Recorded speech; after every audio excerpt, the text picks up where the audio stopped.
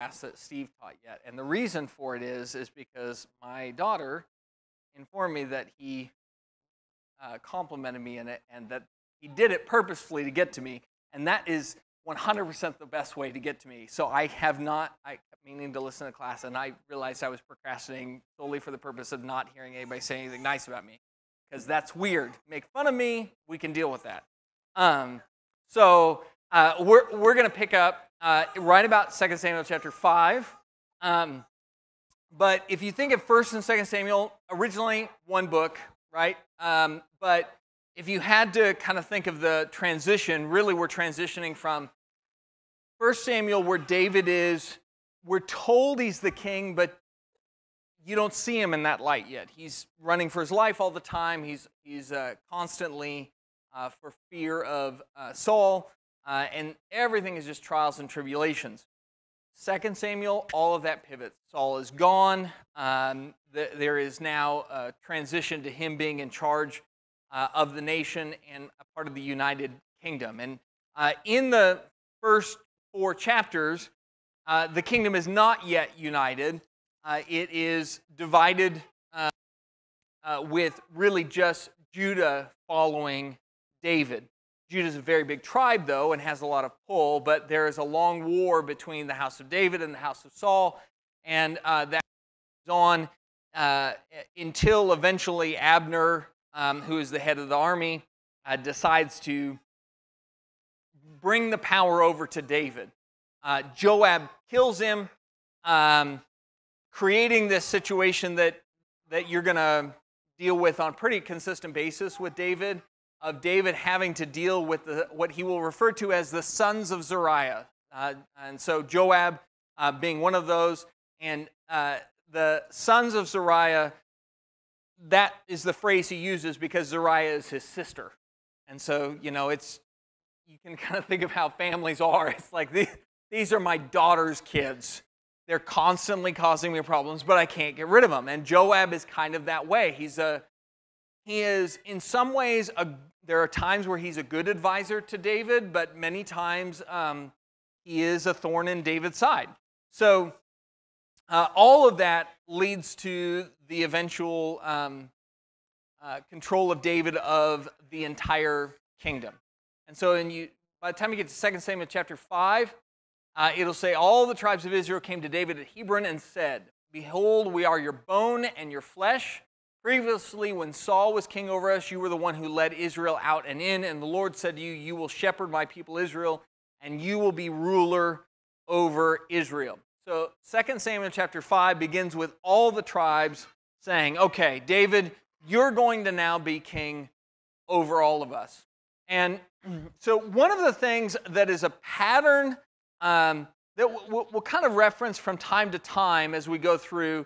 The whole class is not, hey, look at the parallels between David and Jesus, but sometimes it just pops out, and it's just very, very clear that there's some parallels here, that David is a Jesus type. Jesus, if you look at his life, there is a following of the pattern of David. David, from a very young age, is anointed king. Right? So it's such a young age that when Samuel comes to anoint the next king and goes to Jesse's household, David is still out in the field. Jesse doesn't even bring him in. Like, well, whoever's going to be king, he's going to be one of my older sons, not this younger one. And yet he's anointed at a very young age, and a large amount of things happen before there's a fruition of that. When you think about Jesus, when in Jesus' life is he told everybody that he's going to be king?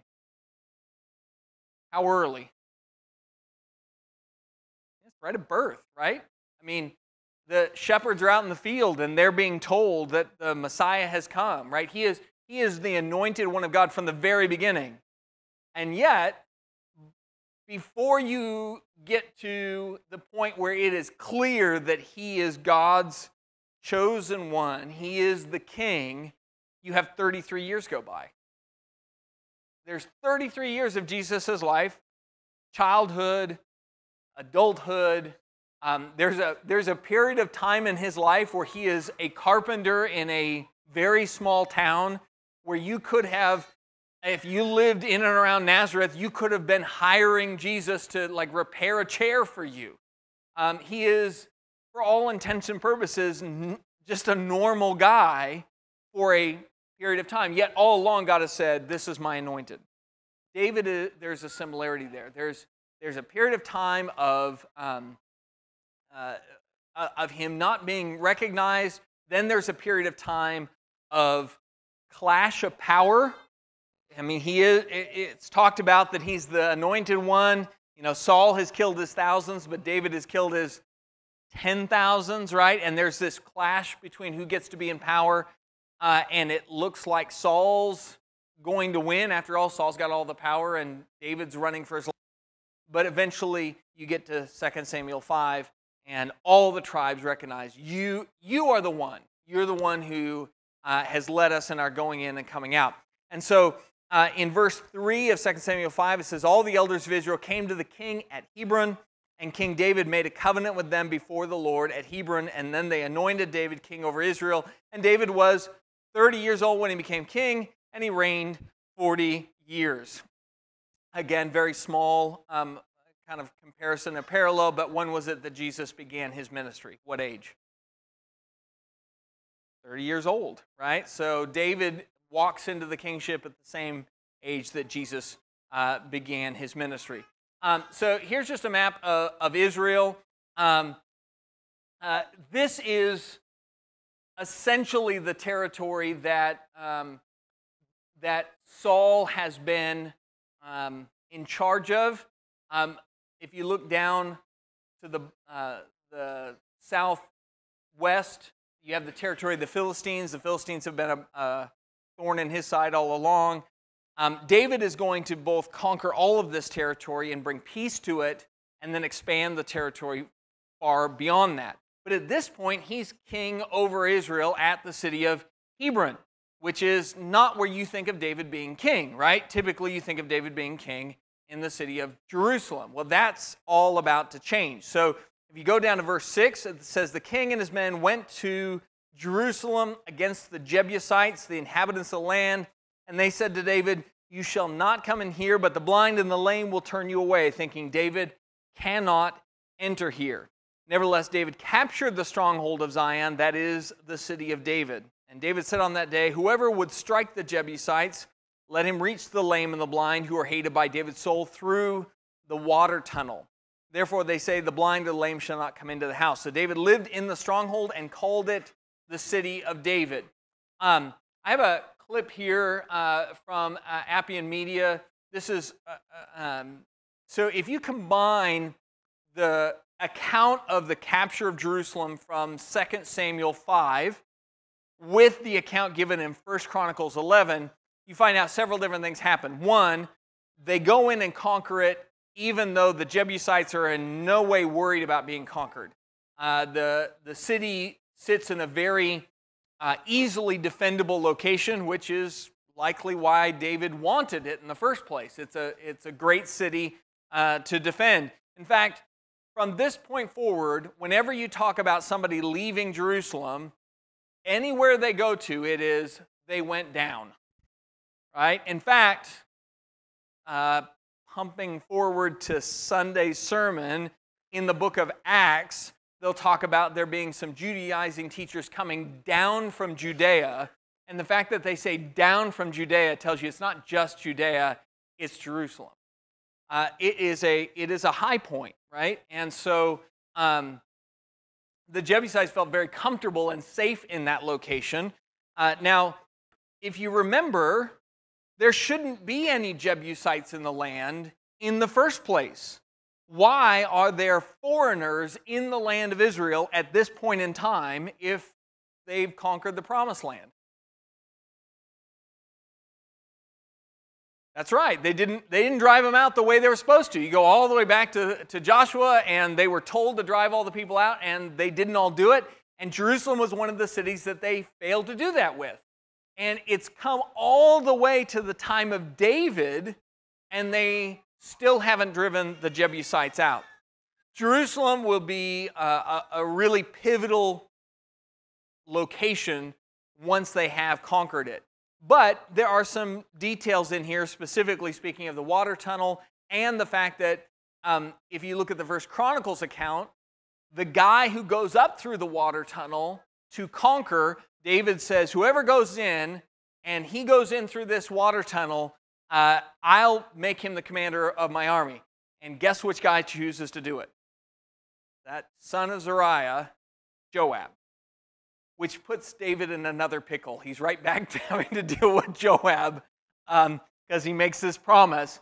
But there is some really cool archaeological data that we have now about how that likely happened. And the guys at Appian Media, including Jeremy, did a really good job of documenting that. So we're going to take a second to watch probably about 5 minutes of this account.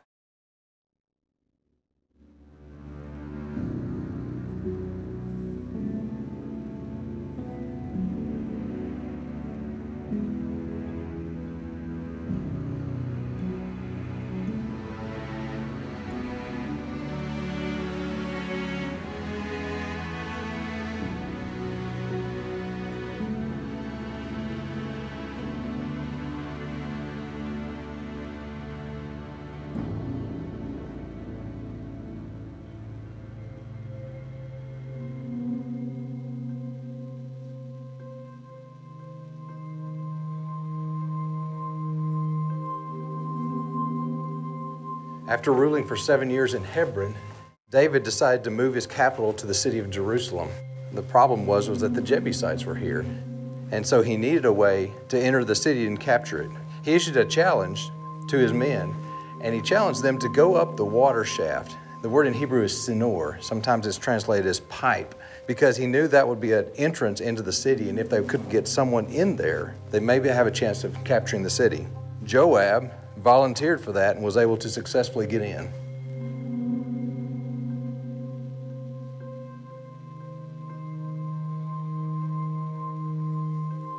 For a long time, we didn't understand exactly what that meant in the Bible. But in 1867, a British explorer by the name of Charles Warren came to this land looking for different biblical archaeological sites. And he found this shaft. And he actually climbed up this shaft and discovered this whole tunnel system under here. And he proposed that this was probably the way that the citizens of the Jebusite city came to retrieve their water. And so he proposed that this is the pipe, the water shaft, the sinor that is mentioned in Scripture. How do we know that this could be that shaft? This may not have been the exact way that the people retrieved their water at the time, but this is the way Charles Warren came up. There are one or two other shafts in this area that Joab could have come up, but it would have been something very similar to this that would have given him access inside the city. So it still fits the story, whether it was this shaft or another shaft. There was something just like this that Joab would have come up to help capture the Jebusite city. That's right. Why would David ask Joab, or one of his men, to come up a water shaft in order to help capture a city? Well, the city of Jerusalem, the ancient Jebusite city, sat on a little peninsula of land that was surrounded by the Kidron, Hinnom, and Central valleys. So it was very defensible. It was very hard to attack the city. I think that's one of the reasons why David wanted the city. There was going to have to be something secret to happen. And as you can see, it wouldn't be very easy to get here. Only one man could come up here. You couldn't pull a whole army. And so probably Joab came up a shaft like this, then was able to open the door and allow the army in. So it was a very defensible position. Some people have described this spot as the true foundation for the nation of Israel and for the city of Jerusalem itself. You know, most people look at the Temple Mount and they think, that's Jerusalem. Well, it became that, especially during the days of King Herod. But when you come back to the United Kingdom, Saul did a little bit, but David really coalesced the nation around him. It's incredible. It sends chills down your spine to think about. This marks the beginning of that. And it all started with Joab coming up a shaft like this and capturing the city. I don't think you can overstate the importance of going down to Warren's Shaft or even the discovery of it. There are so many battles and so many cities that are conquered in Canaan by the Israelites. But to have one that's so uniquely conquered, where you climb up through a water shaft, you know, archaeology plays such an important role in helping us understand how legitimate the biblical text is and how accurate the biblical text is. In this spot, from the Gihon Spring, there was water that the city accessed through these tunnels. To have that detail and then to have a place like that found that fits the description was just invaluable.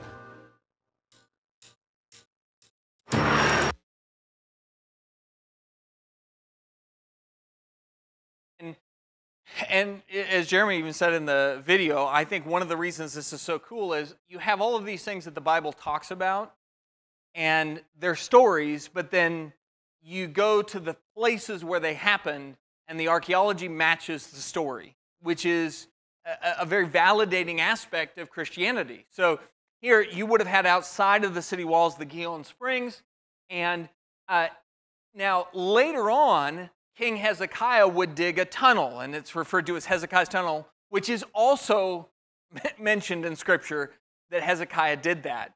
But at the time of the conquering of the city, Hezekiah's tunnel doesn't exist. What you had was that Warren shaft that they were showing, and that inclined tunnel that would eventually lead up within the city. Because one of the things that made Jerusalem such a defendable city was the fact that you had water available on the inside.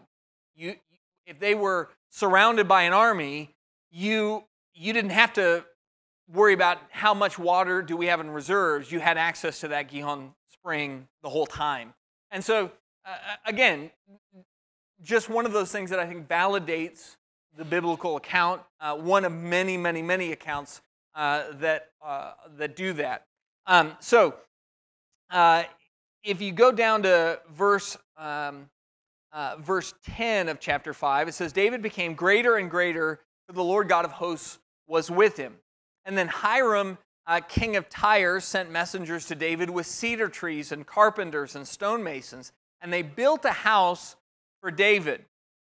And David realized that the Lord had established him as king over Israel, and that he had exalted his kingdom for the sake of his people, Israel. So one of the things that we should be aware of is that David was a person. I mean, he's a person just like us. And so he was aware of the fact that Samuel had anointed him king, right?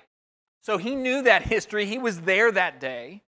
But that had been a lot of years that had gone past since that childhood when that had happened, when he was back as a shepherd in the field.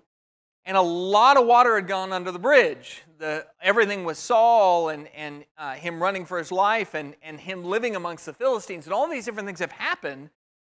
And now it's kind of like this thing that had been talked about for a long time. David, you're going to be king. Now, all of a sudden, he is king in Jerusalem, this city that nobody had thought they could defeat. And then Hiram from Tyre. So now if you look at the map, Tyre is up to the north along the Mediterranean Sea. It's a city. I'm going to hop right up here and just okay, that's taller than I thought. But like right there. Look up that way. And it's a very prominent city. It was also quite wealthy, and Hiram's a big deal. Now, Hiram will build this alliance with David over the years, and one of the things with Hiram, you'll notice he supplies him with cedar trees and carpenters and stonemasons. The cedar trees in particular, cedars of Lebanon, are something you'll read about throughout the Bible as like, hey, this is the best cedar tree. These were something special. And the same way you might hear about Corinthian gold. There's gold and then there's Corinthian gold.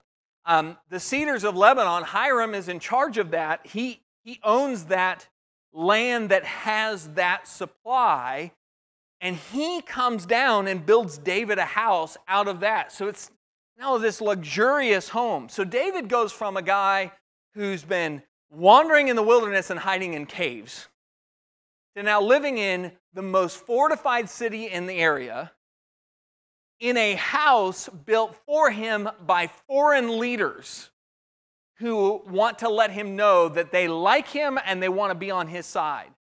And it says David realized that the Lord had established him as king over Israel and that he had exalted his kingdom for the sake of his people Israel. It's like this is the moment, like, I don't know if you can think of something in your life that is that way, where like, you know you're buying a house, but then the first night you're in the house, they gave you the keys and it's not other people's furniture, it's your stuff, and you're there and you go, we're really here. Or that career you've always been looking for, and then one day you wake up and you go, I'm actually doing this. Like I studied for all these years, I got all this education, I put all this work in, and now I'm actually doing that job. That seems to be what happens with David. And so that verse 12 there, I think, is a beautiful example of kind of that humanity of David, right? Just, here's a guy, he knows what God has said, he trusts God, but now he realizes it as these things all begin to come together. Anybody have any comments or thoughts or anything like that? Okay, so if you look at these two maps here, the one on the left is the territory of Saul that he had to fight for. And if you look, this is a problem sometimes with maps, is that it's very hard for me to fit everything I want to fit on there. So all I really want you to get out of this is scale. In Saul's, here's the Dead Sea. Okay, so there's the Dead Sea. In the map of David's territory, there's the Dead Sea. See how much smaller it is? David's territory is far expanded, much bigger than Saul's. And his efforts to build a united kingdom, of which we'll, when you get to about like chapter 8, there's a large discussion of a variety of battles that he fought to expand the kingdom. David really not only united the people of Israel, but expanded the borders. And so Hiram, recognizing David as a legitimate king of a legitimate nation, is unsurprising when you think about what David did to grow that. Now, Hiram will also come up later, because cedars of Lebanon aren't just used to build David's house. There's another building that they're going to build out of cedar later, right? They're going to build the temple.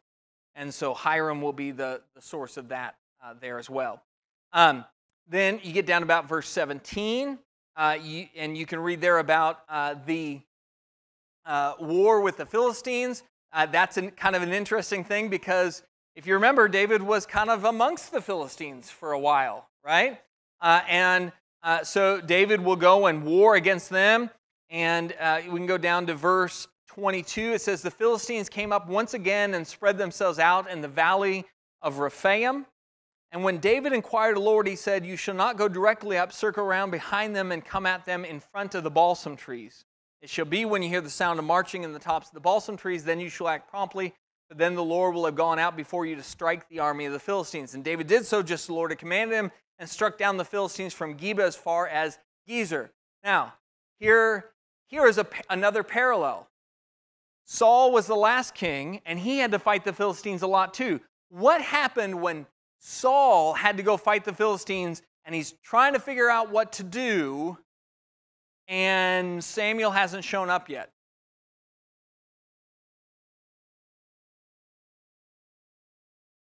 Yeah, he made sacrifices he shouldn't have. He doesn't wait for the Lord. He doesn't do what the Lord says. He does his own thing. This is a stark contrast, right? David goes up against the Philistines, and we're specifically told is he inquires of the Lord. And then the Lord gives him directions, which, by the way, are not necessarily the tactically best directions that you would typically follow, right? In the same way that in the days of Joshua, when they go to destroy Jericho, marching around the city quietly is not a good battle strategy, right? But it works. Why?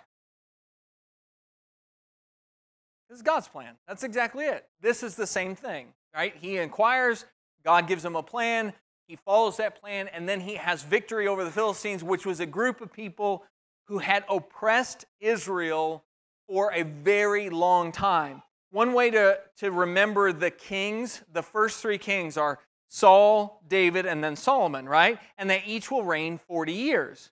So Saul had reigned 40 years before we get to this point here. And when Saul started to reign, who was the guy who was oppressing Israel?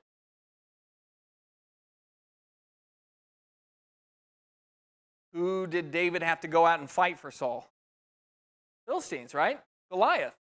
They were a problem 40 years ago. Saul has been the king, and he's not. They're still a problem. Now, he's kind of fought them back some, but he's not removed them as an issue. David will remove them as an issue. they become a non-factor from this point forward. Okay, then from there, some other things to think about are we move into chapter 6, and in chapter 6 we're given this account of David wanting to move the ark to Jerusalem. Now, up to this point, if you go back into the days of Samuel, Samuel was raised by a man named Eli who had a couple of really bad sons, and they took the ark out to battle, almost using it like a talisman, like, oh, if we carry the ark with us, we'll win this battle. It didn't work out, and if you remember, who was it that stole the ark or won the ark from Eli's two sons? Same group, Philistines. We're right back to the Philistines. They're a constant problem. But after that, it does get brought back, but it's never reunited with the tabernacle.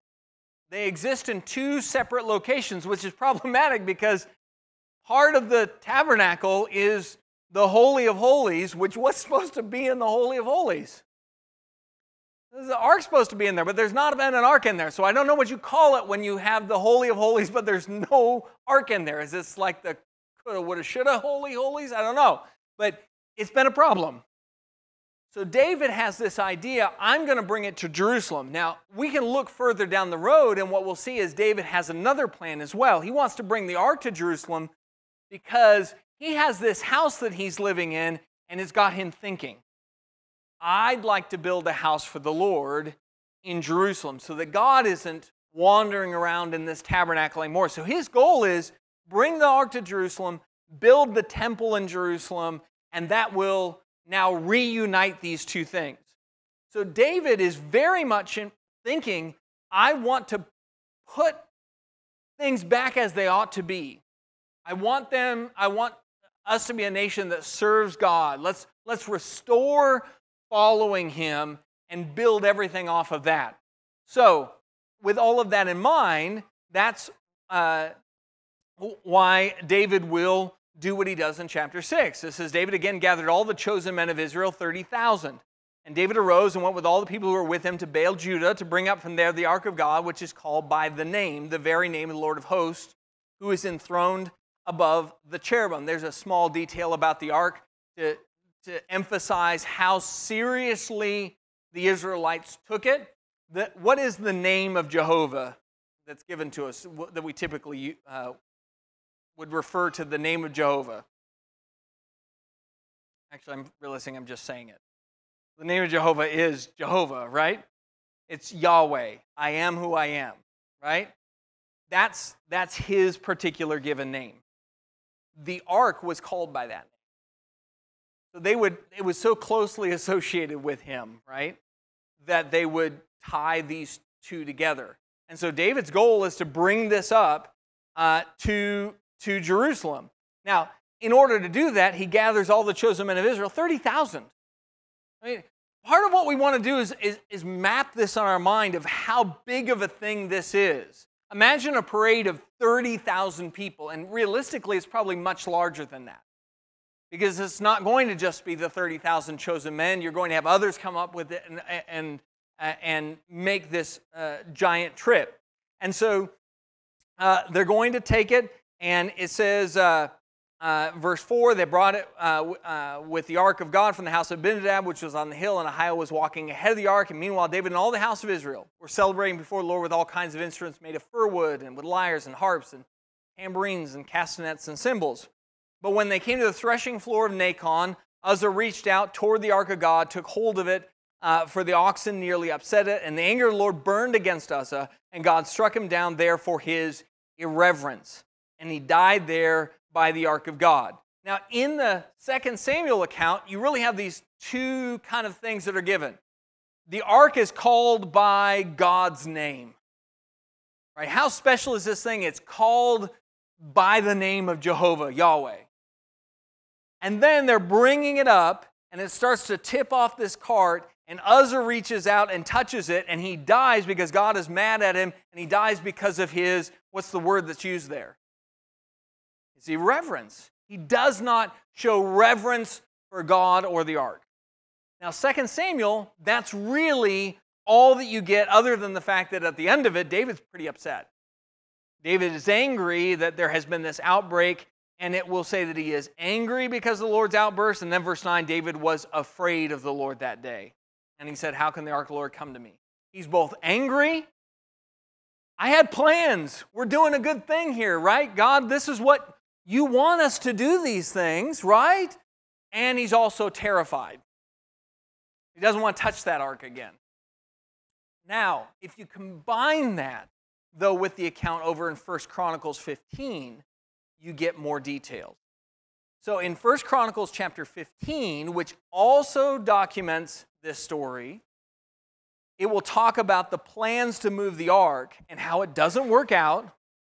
And then it will say down in verse 11 of chapter 15, David called for Zadok and Abiathar the priests, and for the Levites, for Uriel, Asaiah, Joel, Shemaiah, Eliel, and Aminadab, and said to them, you are the heads of the fathers' households of the Levites.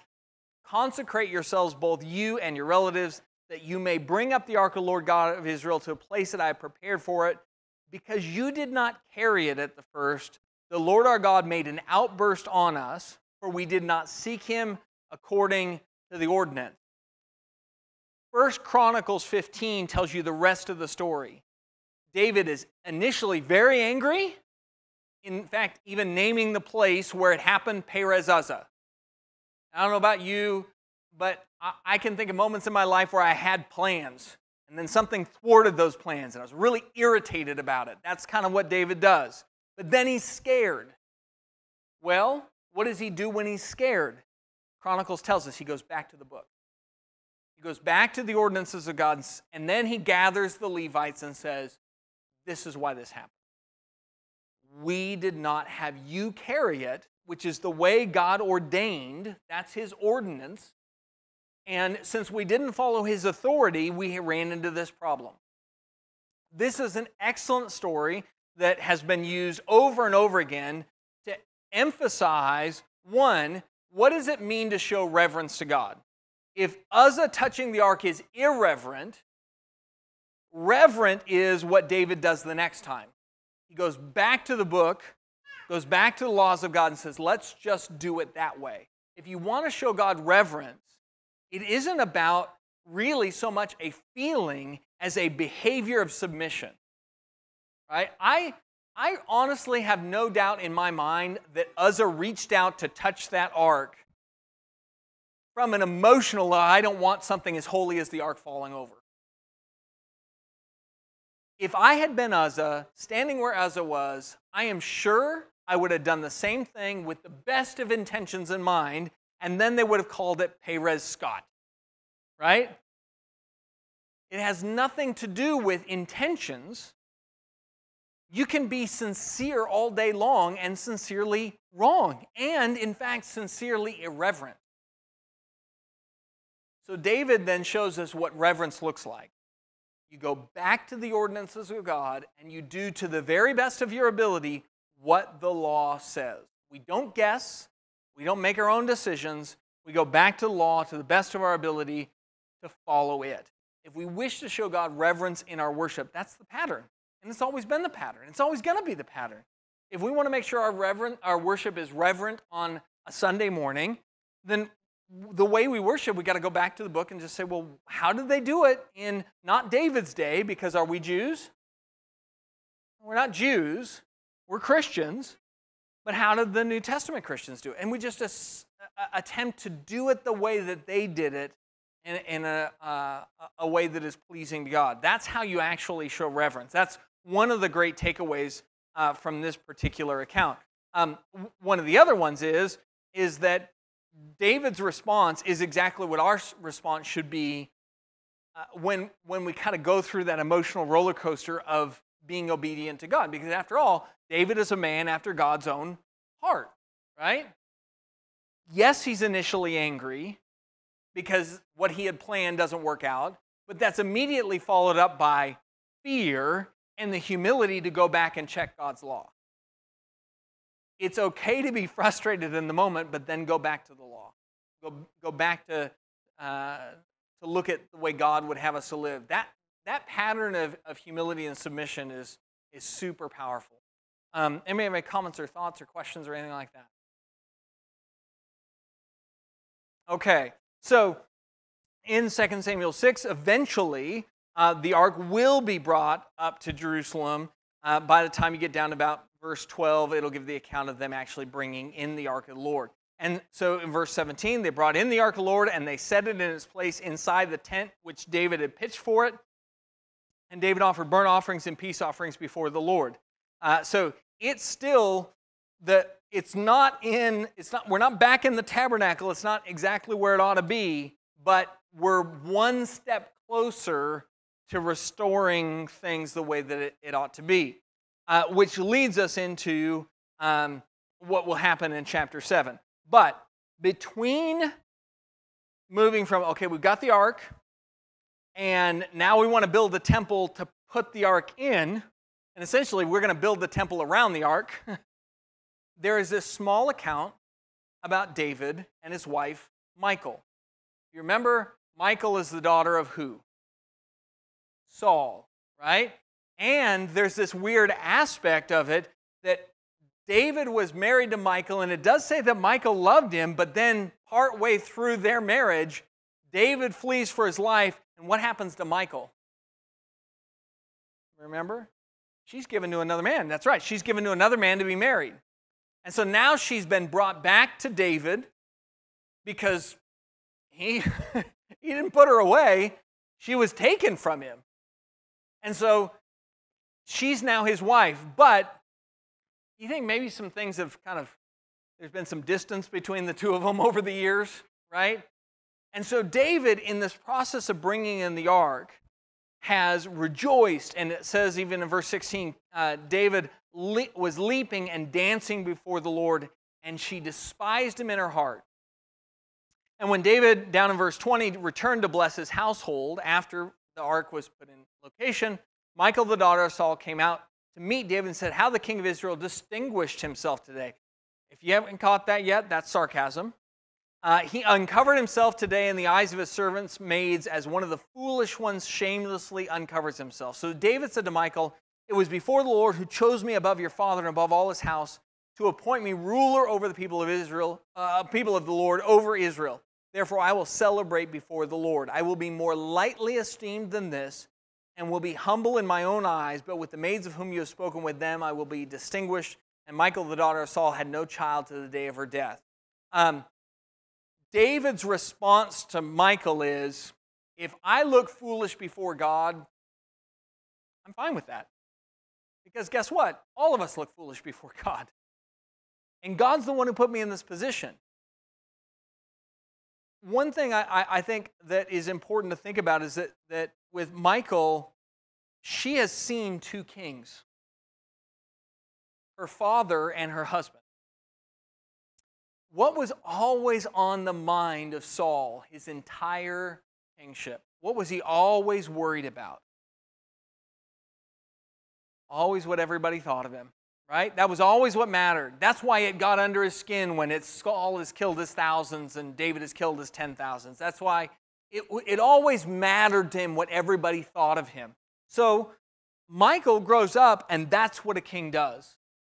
Always worries about his reputation more than anything else. David comes along, and that doesn't matter to him. That's not the most important thing. The most important thing is honoring and rejoicing in the glorification of the one true God. And that becomes a crossroads in that marriage.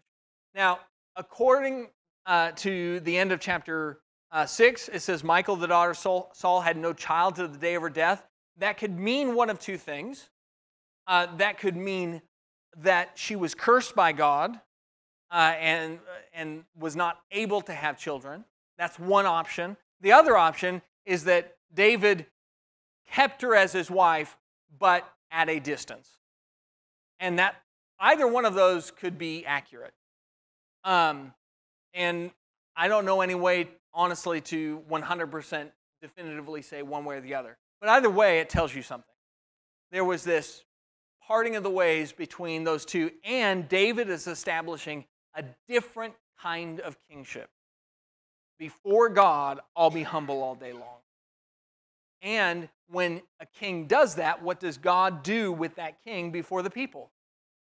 Humble yourself before God, and God exalts you before the people, which is another parallel with Jesus.